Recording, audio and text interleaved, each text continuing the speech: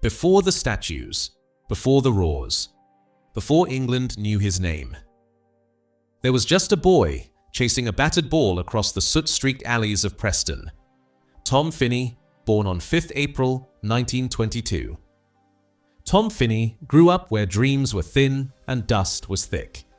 A plumber's son, destined for a wrench, not a whistle. They called him the Preston Plumber long before he touched a ball for the first team. Apprenticed at 14. Work boots heavier than hope. War clouds gathering over England's skyline. At night, when the pipes stopped clanging and the streets went silent, Tom laced his worn-out boots and danced through lampposts as if they were defenders, in alleys slick with rain and ambition. He wasn't just born for football. He needed it, not for fame, not for fortune, but because in every cracked brick and flooded puddle, he saw Deepdale. And he believed, even when the world gave him no reason to. Subscribe if you believe loyalty is the greatest trophy of all. By 1939, before Tom Finney could wear a Preston shirt, he wore a different uniform. The Second World War stole his golden years.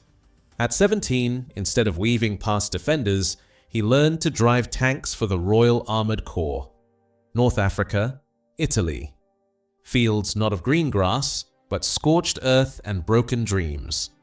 He still played when war allowed it. Guest matches for Preston. Throwing passes through smoke, not cheers. Scoring goals no crowd could remember. The army taught him toughness. The war scarred his body before defenders ever could. By the time peace returned in 1945, Tom Finney wasn't a boy dreaming in alleyways anymore. He was a man forged in battle. A soldier who carried unseen medals in dust and fear, and came home with legs already older than their years. In August 1946, at 24 years old, after tanks, after blood, after battles, Tom Finney finally stepped onto a real football pitch. Preston North End, his dream, his home. The boy who once chased battered balls through soot-streaked alleys became the man who made Deepdale rise to its feet. They called him the Preston Plumber. Not just because he still fixed pipes by day, but because he flowed through defenses like water, slipping past tackles, shaping space, making the ball whisper at his feet. In his very first season, he scored 14 goals, without diving, without theatrics, with both feet moving as if they spoke a secret language only he understood. He didn't run. He glided. He didn't kick. He painted. While others fought for the headlines, Tom fought only for the game. A quiet genius, in boots stitched by rough hands, playing for the people who had raised him. For the next 14 years, Tom Finney carried Preston North End, sometimes on his shoulders, sometimes in his heart. 433 appearances, 187 goals, one club, one town, one endless fight. In 1947-48, he led Preston back to the First Division, lifting them from the shadows with his bare hands. In 1952-53, he drove them to the brink of glory, second place in the league, a heartbeat away from immortality. In 1953-54, he took Preston to Wembley, the FA Cup final. The whole town dreaming. But dreams don't always listen. A 3-2 loss to West Bromwich Albion. A medal, silver, not gold. And in 1957-58, another league runners-up finish, another crown slipping away at the final breath. No trophies, no parades. Just a man giving everything to a town that needed him more than he ever needed medals. When others chased fortunes, Tom stayed. Not for the glory, but for the honor. Because in Preston, his name wasn't just written in programs. It was carved into the very bricks of Deepdale itself. If heartbreak had a face, it wore an England shirt stitched with the number 11 and the name Finney on the back. 76 caps, 30 goals, 3 World Cups, and nothing but empty hands. In 1946, Tom Finney scored on his England debut against Northern Ireland, the plumber turned international wonder.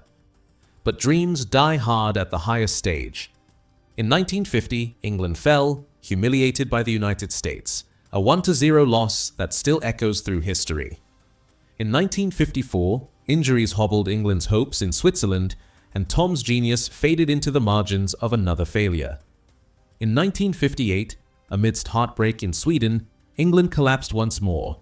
carrying the weight of shattered expectations. 3 World Cups, 3 silent exits. Stanley Matthews, the only player who could stand alongside him, once said, "Tom was the greatest I ever saw. 2 feet, 1 heart, no equal." But all the magic in Finney's boots couldn't lift a nation too heavy with its own pride. There were no medals, no parades, only the quiet dignity of a man who gave everything and asked for nothing. For England, Tom Finney was a beacon, but they built no lighthouse to follow. In 1952, a letter arrived in Preston, from Palermo, from Sicily, from a world Tom Finney had never imagined. £10,000 to sign.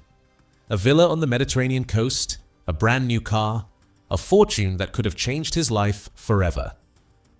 Palermo didn't just want Tom Finney, they worshipped him from afar, seeing a god in plumber's boots. Preston North End's board gathered behind closed doors. The answer was swift, brutal, and final.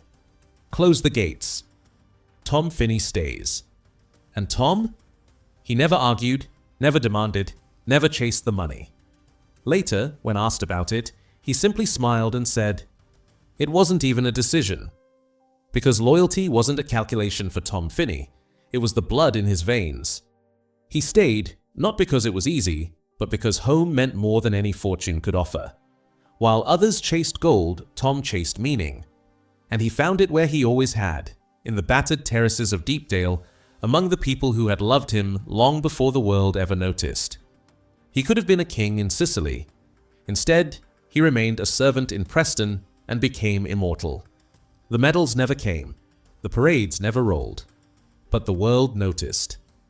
In 1953-54, football's harshest judges, the writers, voted Tom Finney the Footballer of the Year.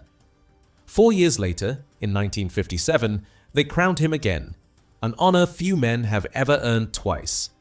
2 crowns, 0 trophies, because while others lifted cups, Tom lifted something heavier, the soul of a club and the hope of a town. He had magic in his boots and burden on his shoulders. In 1977, long after the roar had faded, they immortalized a moment, casting in bronze a splash through a puddle, the essence of Tom Finney frozen forever. It wasn't a trophy, it wasn't a title, it was something rarer, a statue for a man who never demanded anything and yet gave everything. In 1960, after 14 years of carrying Preston on battered legs, Tom Finney bowed out. A slipped disc sealed it, not in anger, not in defeat, but with the same quiet grace he had always worn. And when he left, Preston fell. By 1961, without their gentle king, Preston North End tumbled into relegation as if the heartbeat had left the body. But Tom never left Preston, never chased the lights of London, never sought the riches he had once turned down from Palermo. He stayed. A plumber's hands, a king's heart. In 1998, the nation finally gave him what football never did, a knighthood, Sir Tom Finney. But time is cruel even to kings. In his later years, dementia crept in, silently robbing the memories that had once lifted a nation. On 14th February 2014, at 91 years old, Tom Finney passed away. And the town he never left, the club he never abandoned, wept. Outside Deepdale, fans gathered. They draped scarves across the splash, laid flowers, left whispered prayers. Because for Preston, Tom Finney wasn't just a player.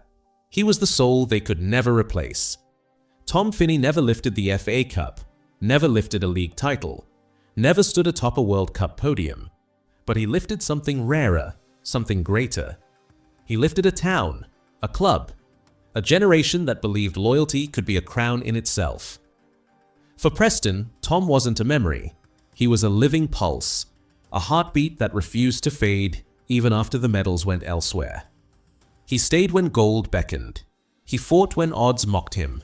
He shined quietly, fiercely until the very end. No statue could ever truly capture what he meant. No trophy could ever match the dignity he carried. Because real greatness isn't sculpted in bronze. It's carved into the hearts that remember. Tom Finney was, and remains, a king without a crown. A legend without need for banners. Preston's soul, England's humble genius. football's silent giant. Subscribe if you believe loyalty is the greatest trophy of all, because players win medals. But legends like Tom Finney, they win something deeper. They win forever.